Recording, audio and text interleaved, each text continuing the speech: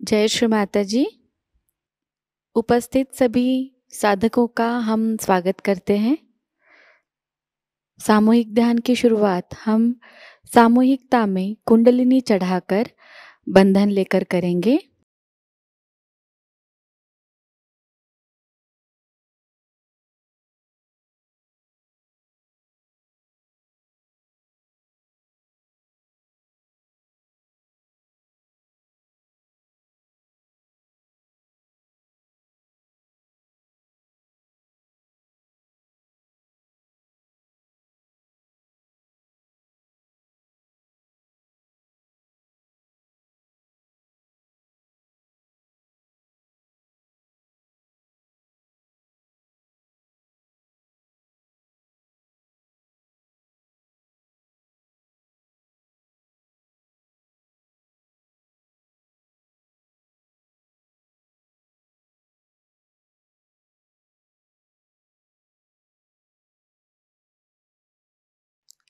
सामूहिकता में 3 महामंत्र और उसके बाद श्री गणेश मंत्र का पठन करेंगे।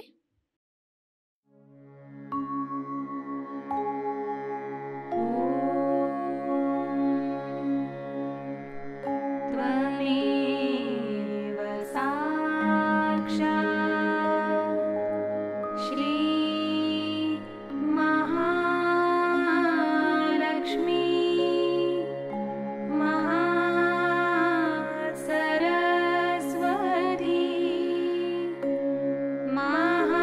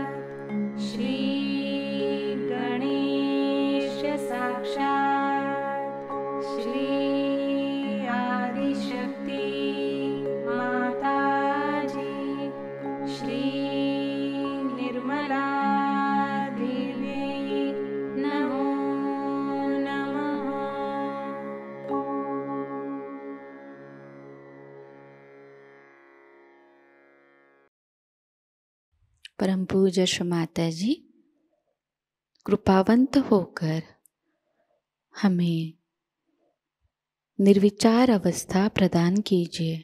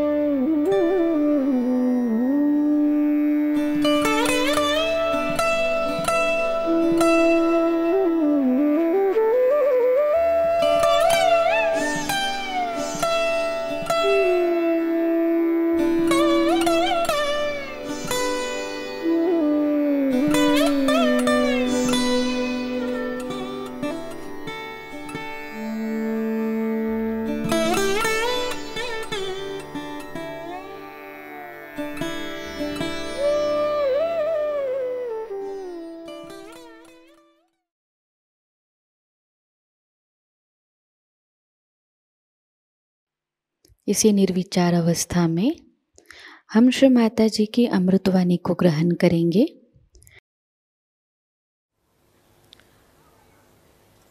सत्याला शोधणाऱ्या सर्व साधकांना आमचा नमस्कार।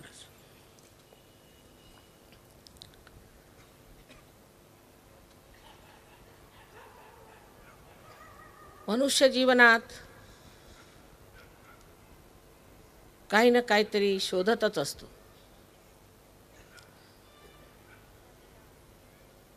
सुरुवातीला कुठेतरी आसरा मिळाला पाहिजे, अन्न पाणी मिळालं पाहिजे, ते मिळाल्यावर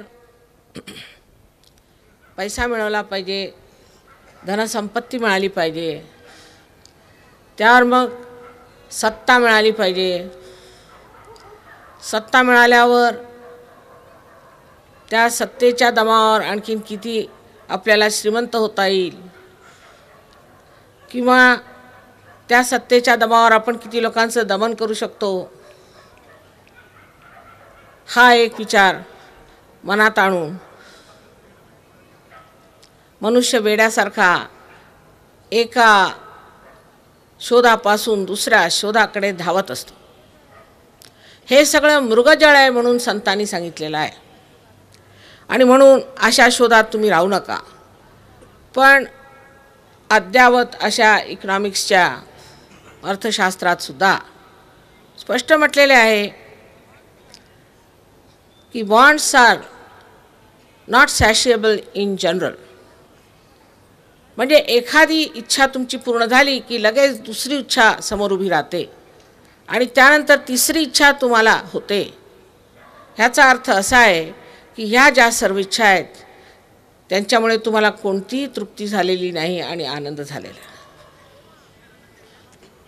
तेव्हा मनुष्य समाधानी कसा होणार? आज असं वाटलं की आपण एक मोटर घ्यावी, तर ती घेतल्यानंतर तिचा आनंद एकीकडेच राहायला, विचार येतो की आता ह्याच्या पुढे एक हेलिकॉप्टर घ्यावं.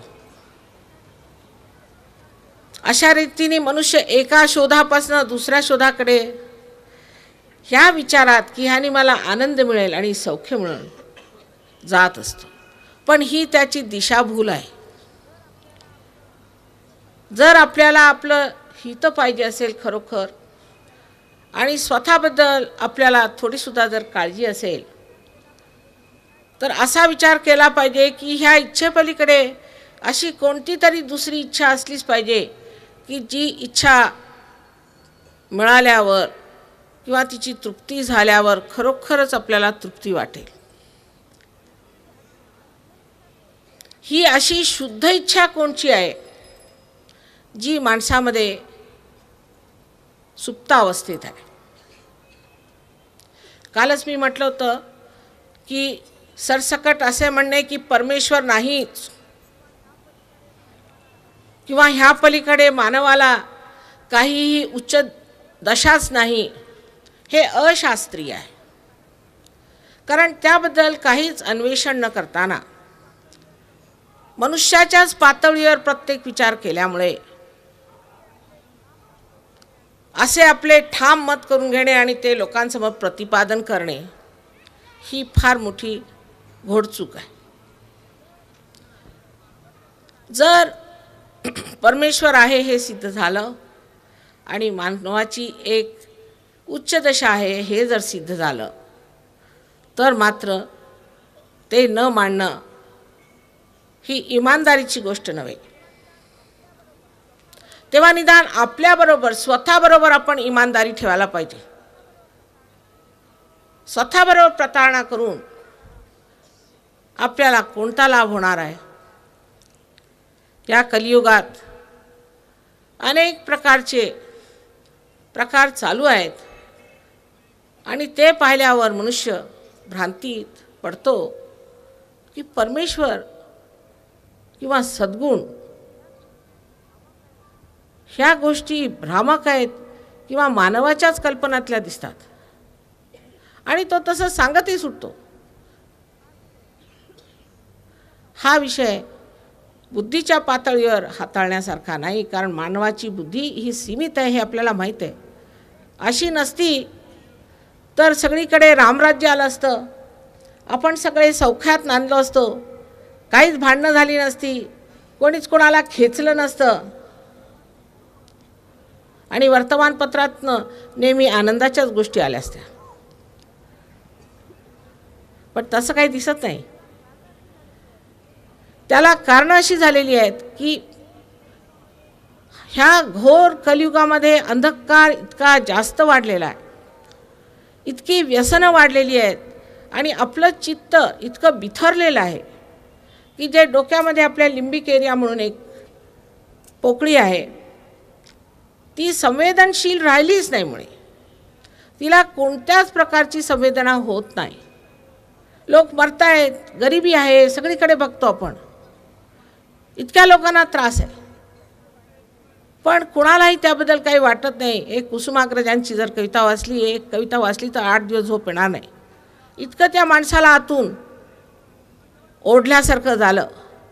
मग खुशाल त्या लोकांना पायाखाली दडून आपल्यामध्ये कोणतंही परिवर्तन येत नाही. त्याला कारण आपली संवेदनशीलता गेलेली आहे आणि ते जाण्याचं कारण हे घोर कलियुगातले व्यसनं, घोर कलियुगातल्या वाईट गोष्टी आणि दिशाभूल करणारे बरेचसे प्रकार. ही संवेदनशीलता आपल्यामध्ये जेव्हा नष्ट होत जाते, असं म्हणतात की पॉप म्युझिक ऐकलं म्हणजे ही संवेदनशीलता नष्ट होते आणि त्यासाठी फार जोरात ते ऐकावं लागतं, तेव्हाही थोडंसं संवेदन राहून जातं. तर ते तुम्हाला आवडेल नाहीतर त्यानंतर नुसता ठणाणा कसला तरी चालेल तरच ते तुमच्या डोक्यात घुसेल, अशी परिस्थिती आहे. तेव्हा एक तर आपलं हित कशात आहे तिकडे लक्ष द्यायला पाहिजे. नसत्या खोट्या भ्रामक गोष्टींवर स्वतःला आपण किती दिवस जिवंत ठेवणार आहोत. श्रीकृष्णाने सांगितलं, प्रथम हा प्रश्न होता की सत्यम वदेत प्रियम वदेत. लोकांनी सांगितलं सत्य बोलायला गेलं तर ते प्रिय असणार नाही आणि प्रिय असलं तर सत्य असणार नाही. तर करायचं काय? श्रीकृष्णाने त्यावर असा उलगडा दिला की सत्यम वदेत हितम वदेत आणि प्रियम वदेत. आज जे सत्य आपल्याला सांगितलं तर ते कदाचित आवडणार नाही, कारण आपल्या डोक्याच्या चाकोरीत ते बसणार नाही, कारण त्या पलीकडे आपण विचारच केलेला नाही. पण ह्याचा जर लाभ झाला म्हणजे आपलं जर ह्यानी हित झालं तर ते आपल्याला प्रिय वाटणार आहे. तेव्हा जे संत साधूंनी आजपर्यंत सांगितलं ते काही खोटं सांगितलं नाही, ते खोटं बोलत नसत. आजकाल पुष्कळसे लोक 100दा जोपर्यंत खोटं नाही बोलत तेव्हा त्यांनी जेवणच जात नाही. ते खोटं बोलत नसत आणि खोटं बोलणं त्यांना जमतच नसे. मग त्यांनी जे काही लिहून दिलेलं आहे आणि त्यांनी जे परमेश्वराचं वर्णन केलेलं आहे त्याबद्दल आम्ही आपल्या शिष्टपणाने किंवा आपल्या अहंकाराने असं म्हणणं की परमेश्वरच नाही हे फार चुकीचं आहे. त्यांच्यासमोर आपण आहोत कोण?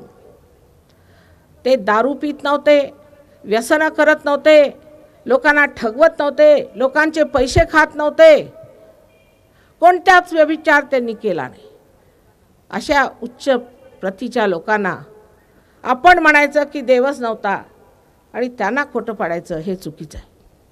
त्यापेक्षा नम्रत्वे व्रतनिश्चय जर मनुष्याने विचार केला तर परमेश्वर हा आहे हे सायन्सने सुद्धा किंवा ज्याला म्हणतात तर्कशास्त्र लॉजिकने सुद्धा तुम्ही सिद्ध करू शकता. तर्कशास्त्र एका लहान गोष्टीत तुम्ही वापरलं की मानवाच्या मध्ये जर कोणतीही बाहेरची वस्तू आली, फॉरेन काही आलं, तर ह्या शरीराची अशी प्रक्रिया आहे की ते बाहेर फेकलं जातं. पण ज्यावेळी आई गर्भधारणा करते त्यावेळेस त्या गर्भाला फेकलं नाही जात, सांभाळलं जातं.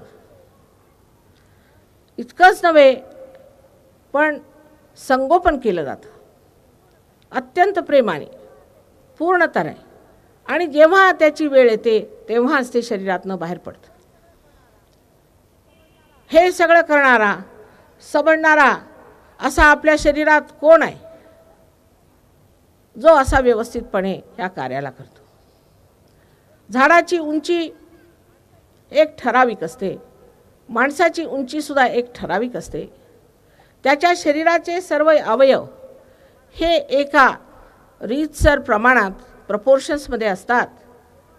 जेव्हा त्याला कॅन्सर होतो तेव्हाच हे सेल आपल्या पेशींना एक तऱ्हेचा अहंकार चढून ते दुसऱ्या पेशींना खात जातात आणि अशाला मॅलिग्नन्सी असं म्हणतात. त्यानंतर अशी अनेक उदाहरण मी आपल्याला देऊ शकते की ज्याच्यामध्ये असं सिद्ध करता येईल की मानवी शरीरामध्ये ज्या क्रिया घडतात त्याचे उत्तर अजून डॉक्टरांच्या जवळ नाही. पॅरासिम्पथॅटिक नर्वस सिस्टम म्हणून जी आपली एक मध्य मार्गातली संस्था आहे ती कशी कार्य करते ह्याबद्दल काहीही माहिती डॉक्टरांना नाही आणि त्याबद्दल ते अत्यंत प्रामाणिक आहेत. ऑटोनॉमस नर्वस सिस्टम म्हणून ते सिम्पथॅटिक आणि पॅरासिम्पथॅटिक ह्या दोन्ही संस्थांना म्हणतात. हा ऑटो कोण आहे असा त्यांना प्रश्न विचारला, ते म्हणतात ते आम्हाला माहिती नाही, ह्याला आम्ही नाव दिलेलं आहे. पण हा ऑटोनॉमस नर्वस सिस्टम ही जे ऑटो आहे संज्ञा ही आत्म्याला आहे आता आत्मा आहे किंवा नाही हे सिद्धता झाल्याशिवाय आधीच म्हणणं की नाही आहे, हे कसलं लक्षण आहे आपण सांगावं. जर आंधळ्याला काही दिसत नसलं आणि त्यांनी सांगायचं की जगामध्ये एकच रंग आहे म्हणजे काळा, तर आपण त्याला नमस्कारच करू, बरं बा कबूल. पण जर त्याला डोळे आले आणि त्यांनी पाहिलं तर त्याला कळेल की आपल्याचमध्ये अनेक शक्ती आहेत, त्या आपण कितीतरी वापरू शकतो आणि त्यांचा कितीतरी सुंदर उपयोग होऊ शकतो.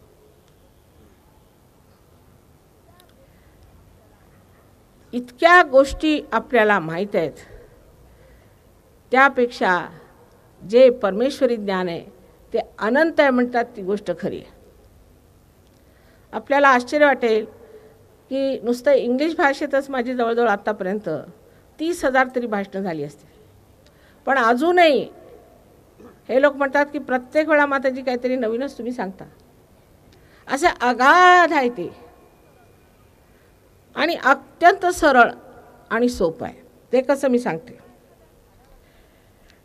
जेव्हा एखाद्या झाडाला तुम्हाला ठीक करायचं असलं तर तुम्हाला त्याच्या मुळात जायला पाहिजे. ज्या मुळावर तुमचं हे शरीर आहे ते मूळ काय आहे ते आपण जाणलं पाहिजे. ते न जाणल्यामुळे जर तुम्ही नुसतं पानांनाच औषधं द्यायला लागलात तर ते पान ठीक होईल का? आणि जरी तेवढ्यापुरतं ते पान ठीक झालं तरी ते झाड ठीक होणार आहे का? तेव्हा आपल्या मुळात काय आहे हे आपल्या हिंदुस्थानात, ह्या भारतातच लोकांनी शोधून काढलं. मी सगळ्यांना सांगते, फॉरेनला सुद्धा, आणि ते मानतात ही गोष्ट. कारण आपली देशाची विशेष स्थिती अशी आहे की तिला सस्यश्यामला म्हणतात. ही गोष्ट खरी आहे. आज जरी आपल्याला देशाबद्दल काही विशेष भक्ती दिसत नाही, पण सांगायचं म्हणजे हा भारत योगभूमीच नव्हे, पण इथे अनेक योगीजन झाले. त्याला कारण ही इथली हवा आणि इथली एकंदर राहणी, एकंदर विचारसरणी. बाहेर आपण आता आम्ही लंडनला असतो, तर तुम्हाला कुठे बाहेर जायचं असलं तर 20 मिनटं आधी तुम्हाला नुसते आपले कपडे घालायला लागतात. जोडे घाल, मोजे घाल, डोक्याला टोपी घाल, नंतर आणखी काय कर. एवढी मेहनत केल्यावरच तुम्ही बाहेर निघू शकता. तरी त्या लोकांनी एवढी व्यवस्था करून ठेवलेली आहे. घरात नेहमी गरम असतं, सगळी काय असून सुद्धा मोटारीत नेहमी गरम असतं. एवढा त्रास करावा लागतो. पण इथली हवा बघा कशी आहे. आरामात आपण बसलो तिथे सगळेजण अशा उघड्या डोक्यानी. तिथे अशक्य आहे. तर आपल्याला निसर्गाशी झगडण्यासाठी परमेश्वरांनी पाठवलेलं नाही, काहीतरी आपण विशेष आशीर्वादित होतो. आपल्याला इतकं निसर्गाशी भांडावं लागत नाही, म्हणून जंगलात राहून सुद्धा लोक आनंदाने राहत असत. संतोष एव पुरुषस्य परम निधानम, तेव्हा ते म्हणत असत. कारण आपल्याला काही जास्त गोष्टींची गरज तिथे भासायची नाही. चांगलं आपलं झाडाखाली बसलो आहेत आणि आरामात आपले दिवस निघत आहेत. आता मात्र तशी परिस्थिती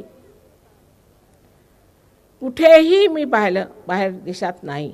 ती आज इथे अजून आपल्या महाराष्ट्रात किंवा आपल्या देशात आहे. जेव्हा अशी परिस्थिती असते, जेव्हा आपल्याला बाहेरच्या संघर्षाशी भांडावं लागत नाही, तेव्हा मनुष्य विचार करतो की बरं मी कुठून आलो, मी ह्या जगात का आलो, मी काय इथे नुसतं हे पैसे कमवणे, इन्शुरन्स करणे आणि मरणे ह्यासाठी झालो आहे. ह्याच्याही पलीकडे काहीतरी आनंद असलाच पाहिजे, काहीतरी विशेष असलंच पाहिजे. असे विचार ज्या माणसाच्या डोक्यात येतात तेव्हाच त्याला गहन असं म्हटलं पाहिजे. आणि मग तो थिल्लरपणापासून दूर हटून आपल्या गहनतेत उतरत जातो. आणि ही जी गहनता आहे तिलाच आम्ही महालक्ष्मीचं वरदान म्हणतो. आता महालक्ष्मीच्या देवळात काल सांगितलं की आपण उदे उदे अंबे म्हणतो. ते का? कारण आपल्या सुषुम्ना नाडीत मध्य मार्गावरच जिथे महालक्ष्मीचं स्थान आहे, जी महालक्ष्मी स्वतः या मध्य मार्गाला संचालित करते, त्याच्यामध्येच कुंडलिनीचं जागरण होतं. म्हणून महालक्ष्मीच्या देवळात आपण उदे उदे अंबे म्हणतो. पण हे साप झूट आहे, हे सगळं खोटं आहे, हे थोतांड आहे, ह्याच्यात काही अर्थ नाही. म्हणून लोक नवीन नवीन विचारधारा काढत आहेत. ह्यातलं काही खोटं नसताना ते आपण कलाटणी देऊन ह्या धर्माला विक्षेपात काढलेला आहे आणि म्हणून ही आज अशी दशा आहे. प्रत्येक धर्माला आपण उलटं फिरून टाकलेलं आहे. कालच मी आपल्याला सांगितलं की ख्रिस्ती धर्माची दुर्दशा आहे, मुसलमान धर्माची दुर्दशा आहे आणि हिंदू धर्माची दुर्दशा आहे. प्रत्येक ह्याची दुर्दशा आहे. त्याला कारण एकच की ज्या लोकांनी स्वतःला ह्या धर्माचे अनुयायी म्हणून घेतलं त्यांनी ह्याला एक कलाटणी दिली, दुसऱ्यानी आणखीन दिली, तिसऱ्यानी तिसरी दिली आणि जसं ट्रेनचं डिरेलमेंट होतं तसं ह्या धर्माचं डिरेलमेंट होता. आज आपल्याला असं म्हणावं लागतं की धर्म सब झूठ है आणि भगवान सब झूठ है. अशी काही गोष्ट नाही. फक्त रुळावर येण्याची गरज आहे. जर तुम्ही रुळावर आला तर आपल्या लक्षात येईल की ह्या महाराष्ट्रात काय आपला वारसा आहे हे बाहेरच्या लोकांच्याकडनं आपल्याला शिकायला नको, त्यांच्याकडनं काही शिकायला नको. मी आज 14 वर्ष बाहेर राहिलेली आहे. त्यांच्याजवळ काहीही नाही आहे शिकण्यासारखं. त्यांच्याजवळ जे आहे ते नुसतं जड पदार्थांवरती काम केलेलं आहे. काही मेलं, एक झाड मेलं, त्याचा एक तुम्ही स्टेज केला तर अहंकार झाला, आम्ही केवढं मोठं हे केलं, ते स्टेज बांधलं. मेल्याहून मेलं केलं तुम्ही, कोणचं नवीन केलं, काही जिवंत क्रिया केली का? पण ही जिवंत क्रिया करण्याची जी किमया आहे ती या महाराष्ट्रातच नाथांनी साधली होती आणि हे कार्य केलं होतं. तिकडे लक्ष घालायला पाहिजे. पण आपलं लक्ष आहे अशा लोकांकडे ज्यांच्यापासून काही शिकण्यासारखं नाही. आपल्यातलं गहन शोधून काढण्यासाठी आपल्यात आधी गहनता यायला पाहिजे. ती जर आपल्यात गहनता नाही आली तर आपण जाणू शकणार नाही की आपल्या पूर्वजांनी केवढा मोठा वारसा आपल्यासाठी सोडलेला आहे आणि त्या वारसाला आपण मुकलो आहोत. त्यातून त्यांच्या ज्या पद्धती आहेत त्या अत्यंत विक्षिप्त आहेत असं मला वाटतं. माझं दुसरं आयुष्य आपल्याला माहिती आहे की इतर फार मोठमोठ्या लोकांशी सुद्धा भेटी होतच असतात. त्यात एकदा मेक्सिकोचे एक अँबॅसेडर माझ्या शेजारी बसले होते. तर त्यांनी चर्चा सुरू केली की तुमचा विश्वास फ्रॉइडवर का नाही आणि युंगला तुम्ही का मानता. तर मी त्यांना सांगितलं की युंगनी जे काही सांगितलं त्याला शास्त्राधार आहे. इतकंच नव्हे, त्यांनी त्याच्यावर एक आणखीन पायरीवर गेला. तो नाही म्हणे, पण फ्रॉइडनी काहीतरी नवीनच सांगितलं आणि नवीन ज्यांनी सांगितलं ते विशेष असं आजकालच्या लोकांना वाटतं. असं मुळीच नाही आहे. मी त्यांना म्हटलं की बरं कबूल, आतापर्यंत हे जे आपण जेवतो आहेत हे आपण रोजच जेवलेले आहोत. नवीन काहीतरी खाल्लं पाहिजे. समजा हा टेबल आपण खाल्ला तर काहीतरी नवीन होईल.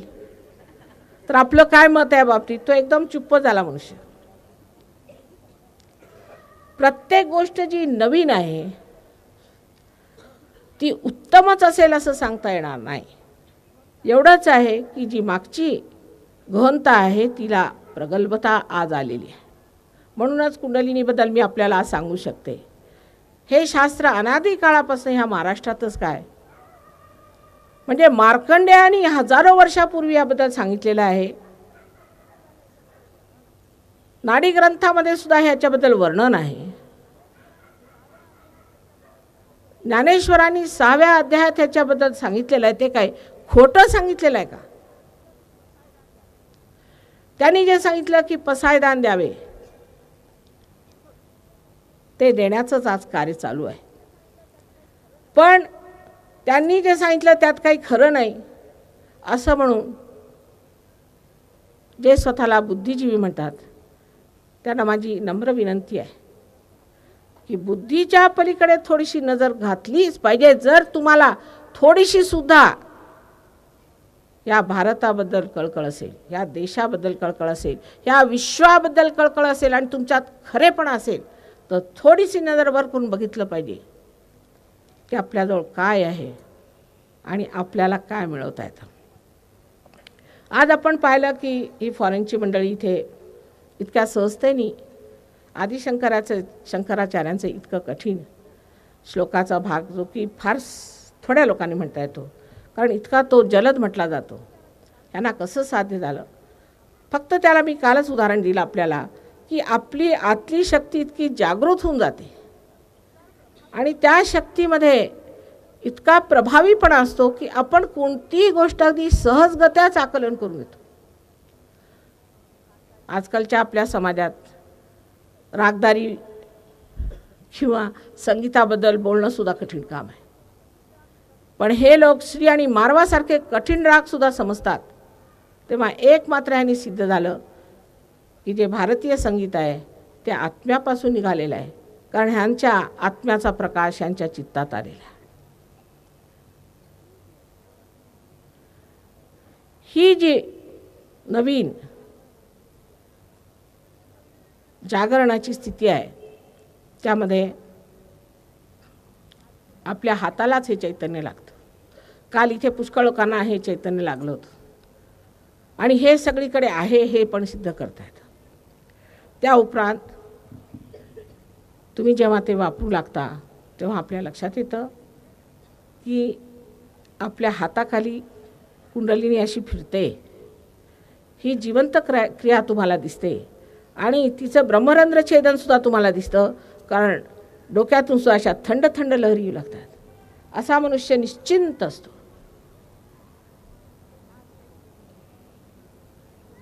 ह्या सर्व गोष्टी सिद्ध करण्यासाठी आज आम्ही आपल्या पुढे उभे आहोत.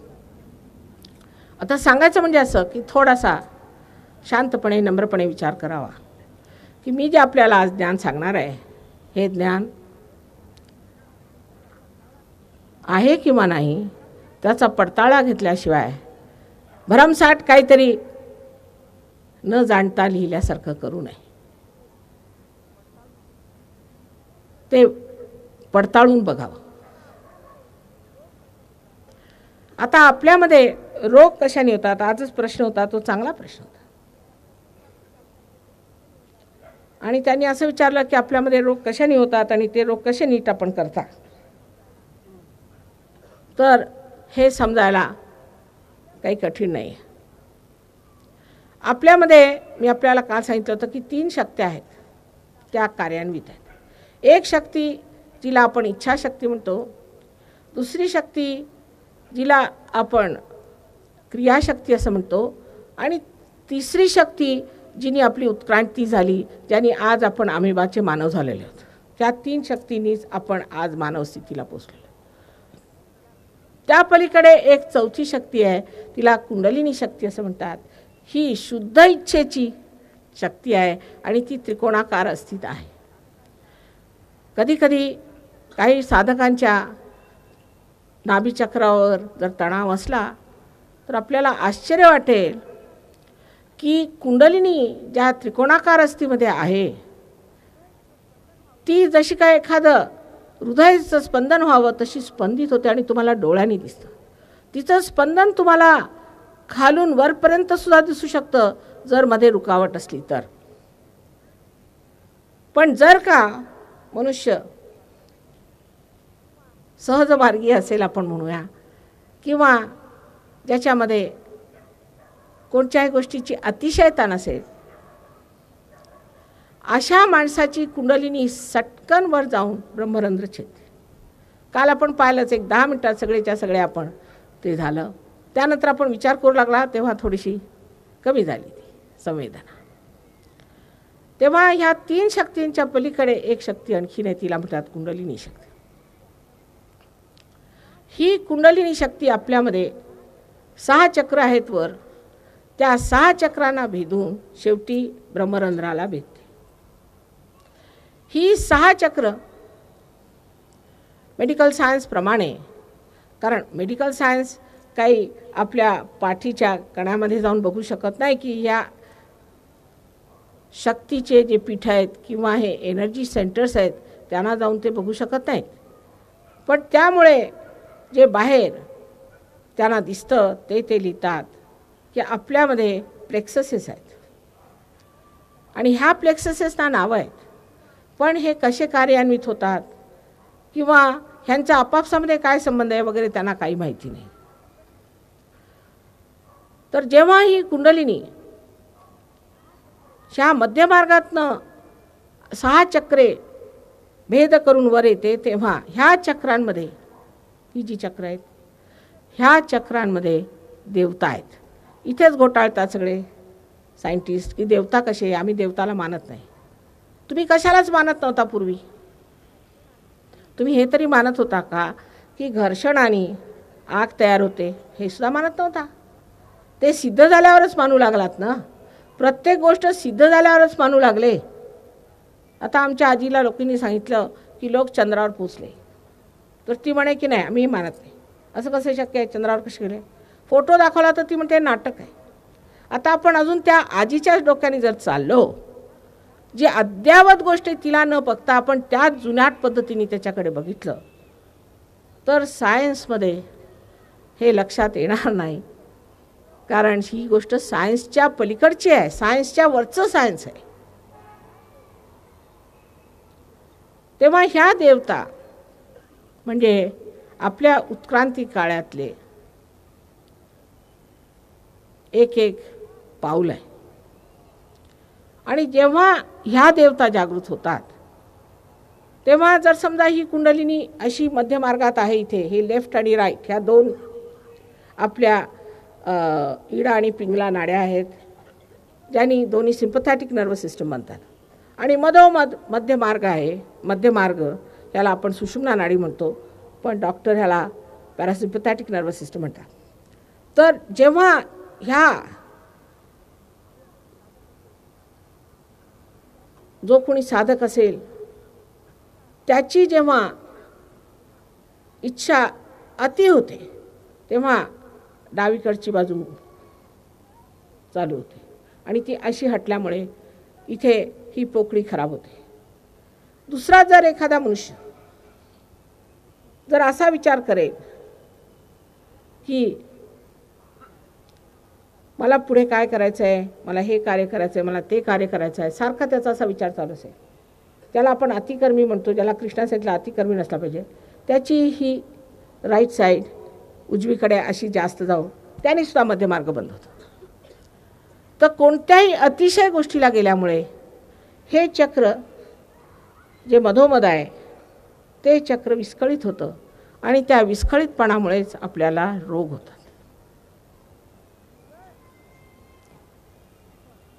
जर आपण ही कुंडलिनी जागृत केली तर ती बरोबर ह्या चक्रांना अशी, जशा काही माळेमध्ये आपण मणी ओवतो तशी ती ओवत चालते आणि ते ओवल्याबरोबर ती सर्व चक्रे मधोमध येतात. आणि त्या मधोमध आलेल्या चक्रांमध्ये जेव्हा ह्या देवता जागृत होतात, तेव्हा त्या चक्रांच्या ज्या शक्त्या आहेत त्या आपल्यातून वाहू लागतात. पुष्कळचे मी काल सांगितलं आर्टिस्ट लोक आहेत, त्यांनी त्यांची कुंडलिनी जागृत झाल्याबरोबर त्यांचं नाव फार झालं.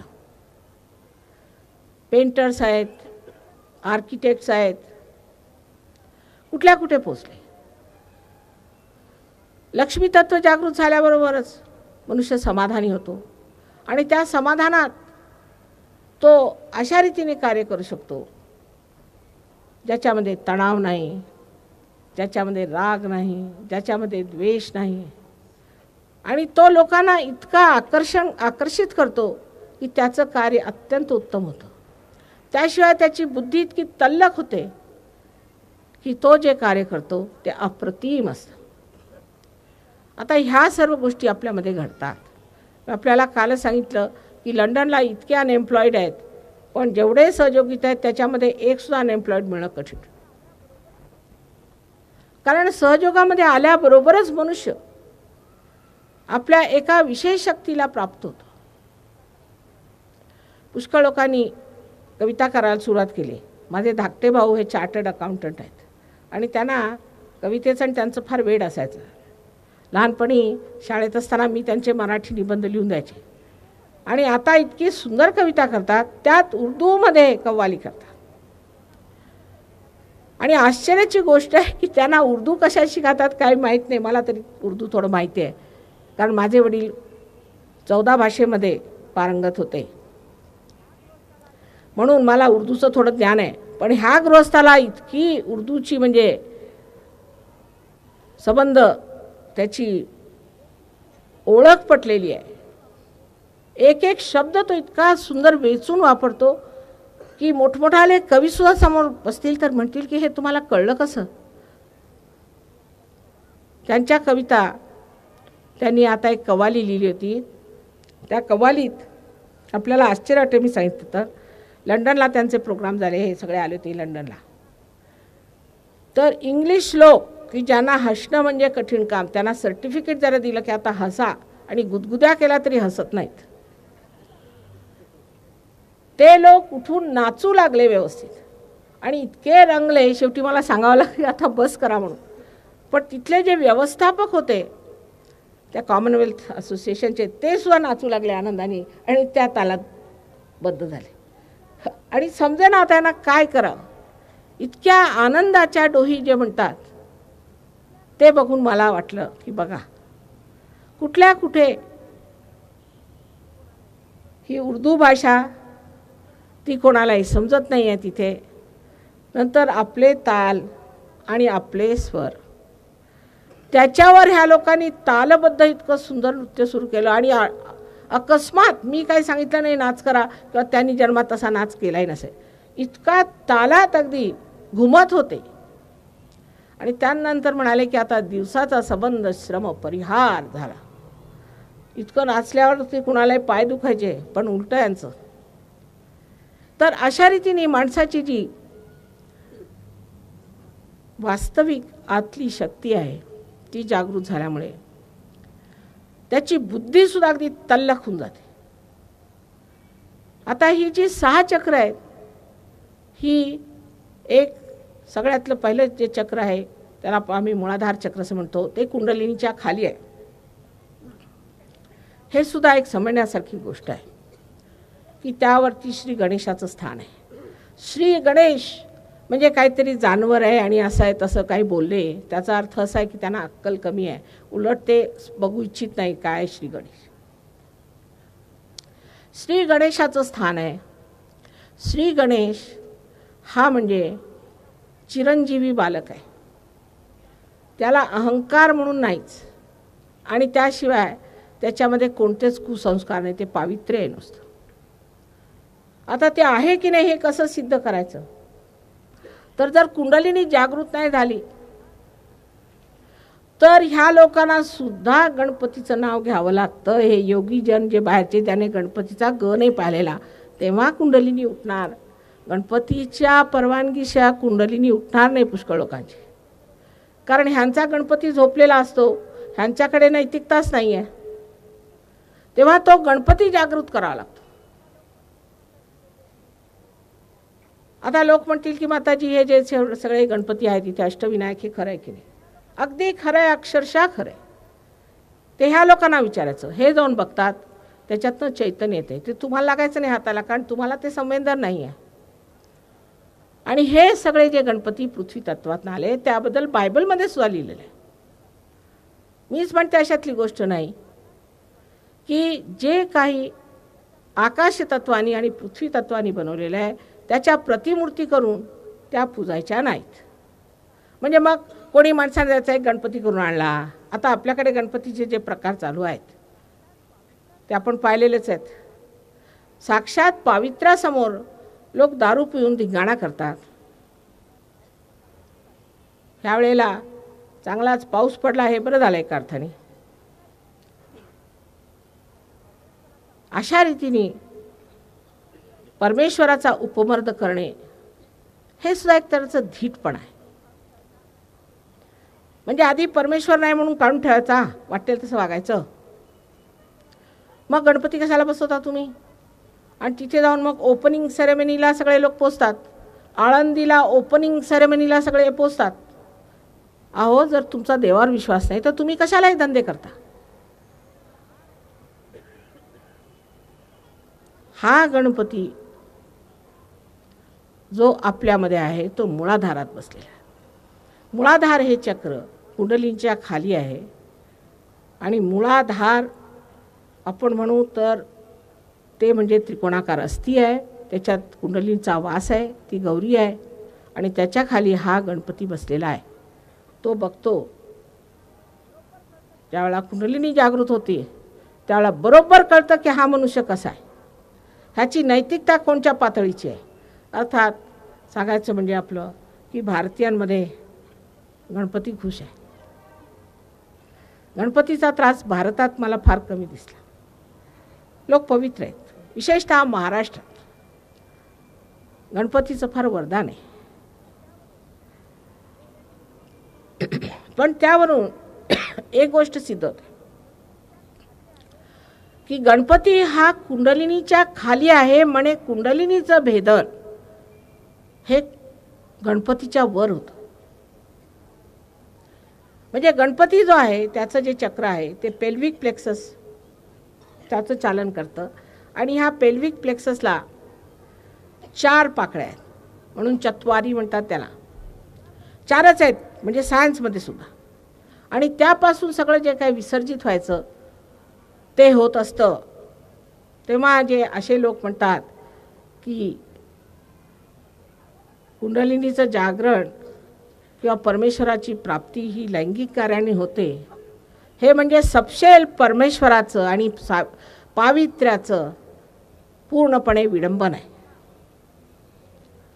असे जे लोक म्हणतात त्यांची काय परिस्थिती होते ते तुम्हाला दिसलेलंच आहे. कारण तुमच्यामध्ये कमजोरी आहेत, तुमच्यामध्ये ही कमजोरी आहे कोणामध्ये, अशा माणसाला हे लोक फार आवडतात. कारण आम्ही देवाचंच कार्य करतोय मुळी. पण जेव्हा नरकात असे लोक गुरु जातील त्यांच्या पाठोपाठ हे सगळे जाणार आहेत. जातच आहेत, दिसतं ना, चेहऱ्यावरनं दिसतं. तेव्हा ही कुंडलिनी वर आहे.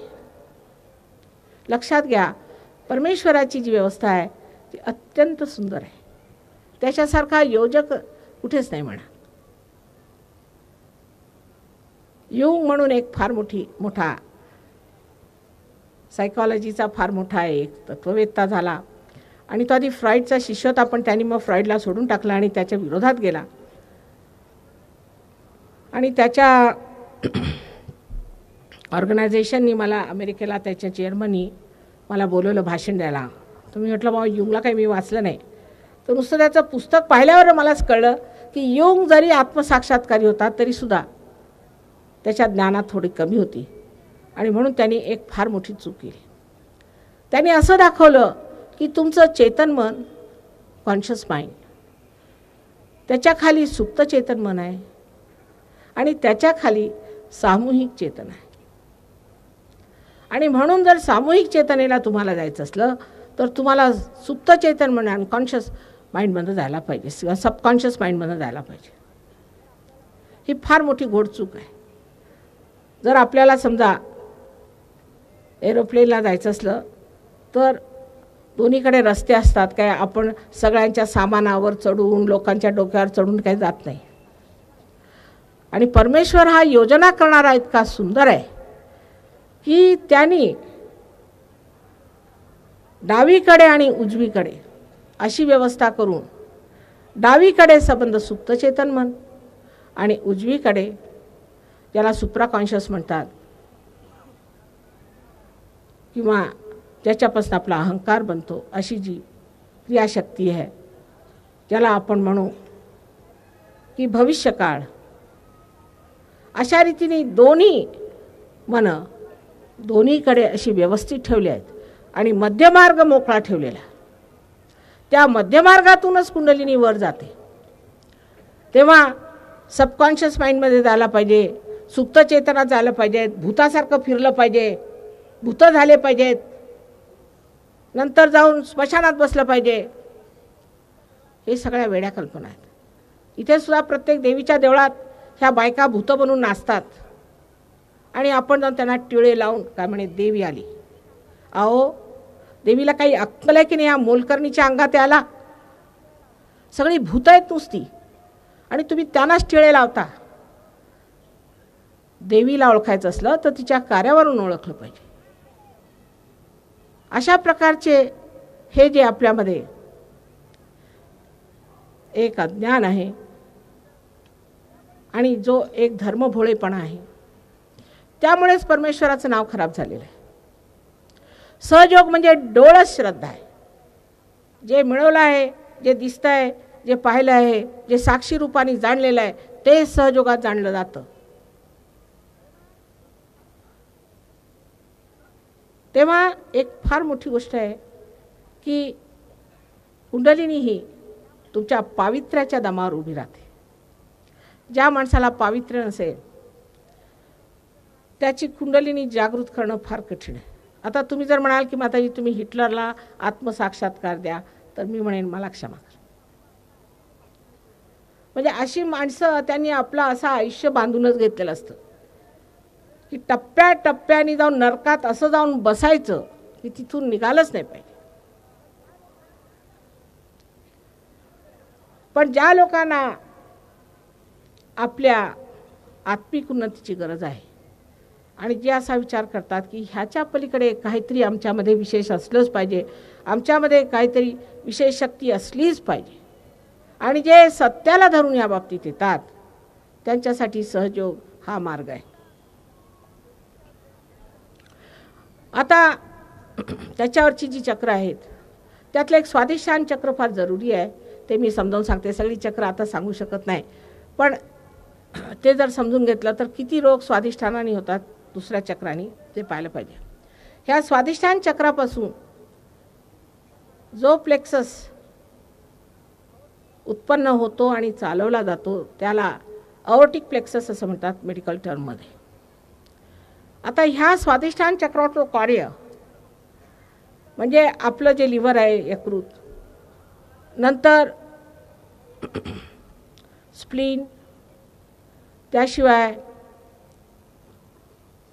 पॅनक्रियास, किडनीज, ह्या सगळ्यांना शक्ती देण्याचं आहे. पण ह्याचं मुख्य कार्य हे आहे की आपल्या मेंदूला लागणारा जो ग्रे सेल्स आहेत त्याचा पुरवठा करणे. त्यासाठी शरीरातले जे काही फॅट सेल्स असतील, मेद असेल, त्याला असे बनवणे की त्यांनी त्या ग्रे सेल्ससाठी पुरवठा होऊ शकेल. म्हणजे ह्यांचं परिवर्तन करणं हे फार मोठं कार्य आहे. तेव्हा जो मनुष्य फार जास्त विचार करतो,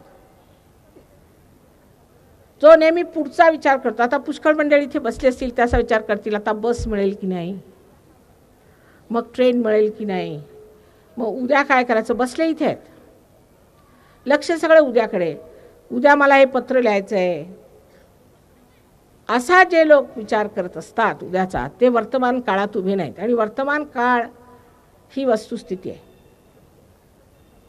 भविष्य तर नाहीच आहे, आता दिसतच नाही आहे, आणि जे काही गत झालं भूतकाळात ते संपलेलंच आहे. तेव्हा हा वर्तमान काळ कसा उभा करायचा, आणि ह्या वर्तमान काळातच मनुष्याची आत्मिक उन्नती होते. पण ज्या वेळेला हे स्वाधिष्ठान चक्र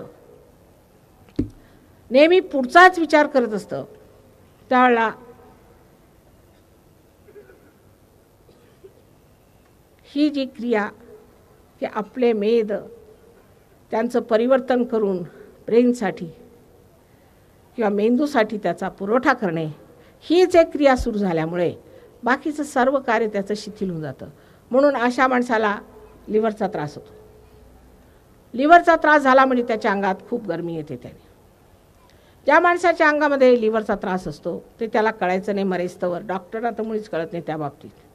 सिरोसिस झाल्यावर मग म्हणतात सर्टिफिकेट आता तुम्ही मरणार 2 दिवसांनी, असं सर्टिफिकेट सरळ देतात. पण हे रोग अगदी बरे होण्यासारखे.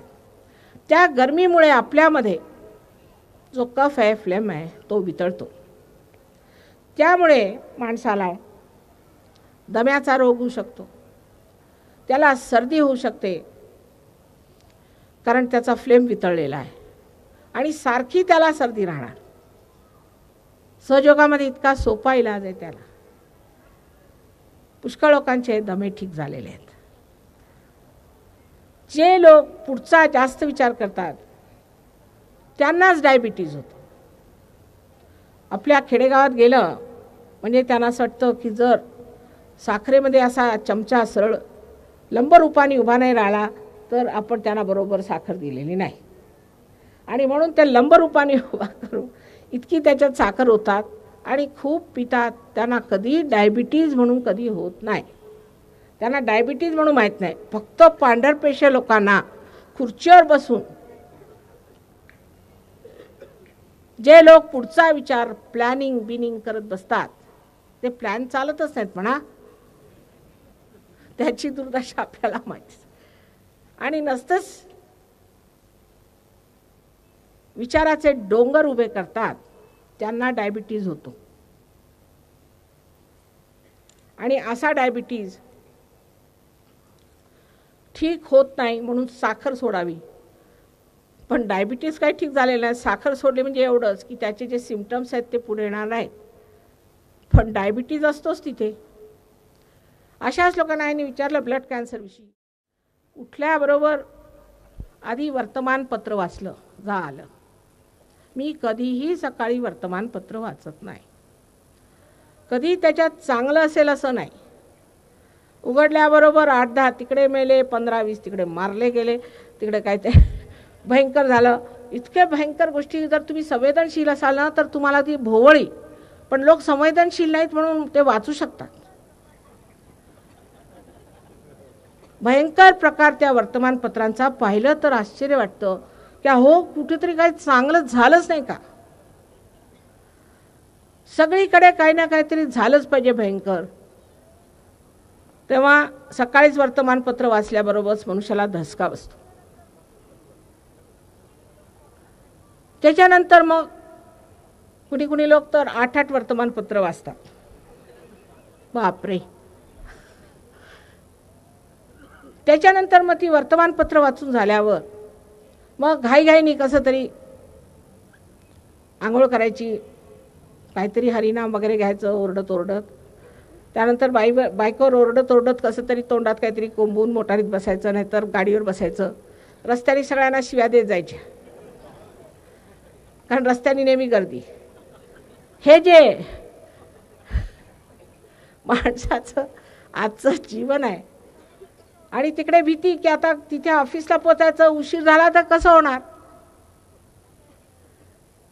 आता रस्त्यामध्ये गर्दी, जाता येत नाही, कोणीतरी रस्त्यात धडपडलेला असणार, काहीतरी असं झालेलं असेल.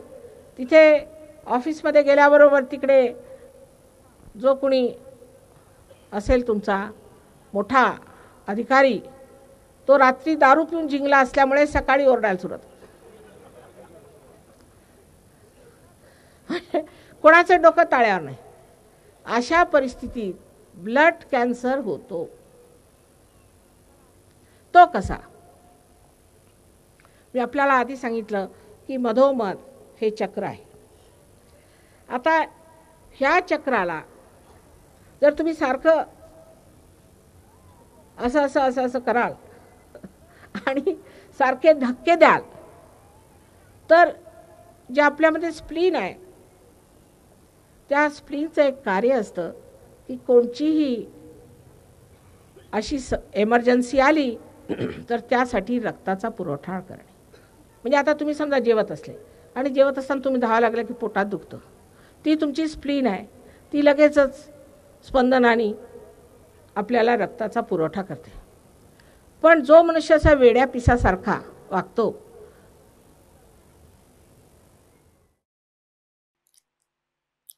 इसी अवस्था में हम कुछ समय निशब्द ध्यान में बैठते हैं.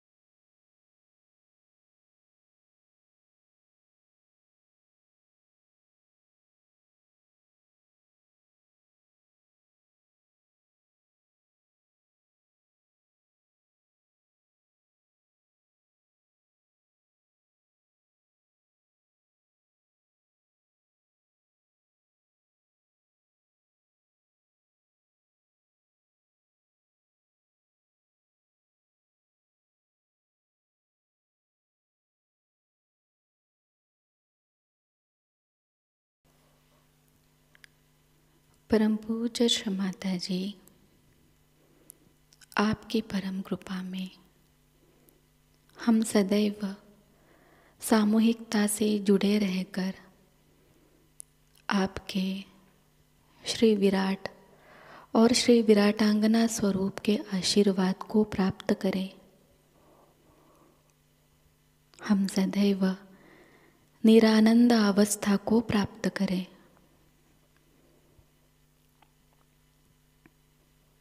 श्री माता जी, आपकी परम कृपा में अपने प्रकाशित ज्ञान से अनन्य भक्ति में उतरकर हम सहयोग का प्रत्येक कार्य करें और उस कार्य को करते समय हम अकर्म अवस्था को प्राप्त करें। श्री माता जी, आपकी परम कृपा में हम सब प्रकाश बनकर इस विश्व का आध्यात्मिक उत्थान के मार्ग में मार्गदर्शन करें।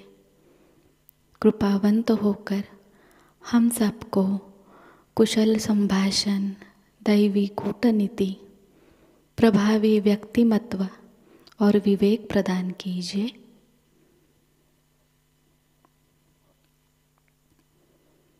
श्री माता जी, आज का यह सामूहिक ध्यान हम आपके श्री चरणों पर समर्पित करते हैं। कृपावंत होकर हम सबको और इस विश्व को आशीर्वादित कीजिए। परम पूज्य श्री माता जी को प्रणाम करेंगे और सामूहिकता में कुंडलिनी चढ़ाकर बंधन लेंगे।